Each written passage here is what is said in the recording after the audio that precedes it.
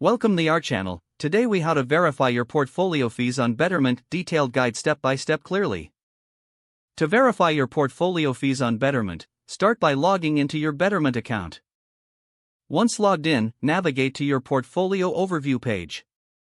Look for the fees section, typically found on this page. Click on the fees link to expand the details. You will see a breakdown of the fees associated with your portfolio. Take note of the management fees listed. Next, locate the investment section for additional insights. This section often provides details about the underlying investments and their expenses. If applicable, review the expense ratios for each fund in your portfolio.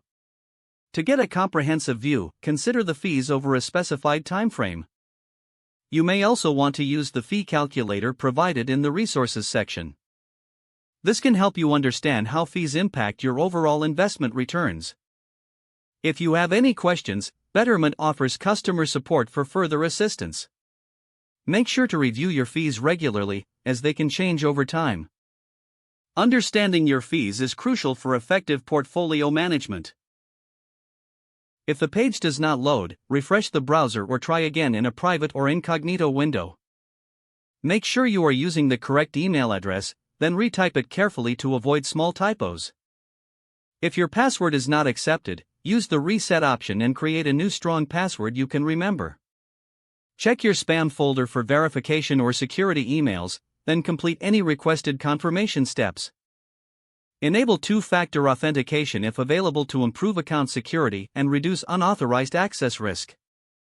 After signing in, review your profile details so your contact information and settings are accurate and current. If you see an error message, note it down and try again after restarting your device and internet connection. Log out when you finish, especially on shared devices, to keep your account and payment information secure.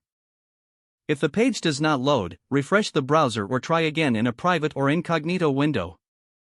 Make sure you are using the correct email address, then retype it carefully to avoid small typos.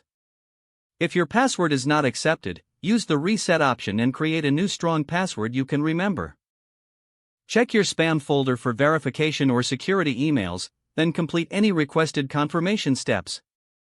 Enable two-factor authentication if available to improve account security and reduce unauthorized access risk. Don't forget to like this video and subscribe to our channel for more step-by-step tech guides.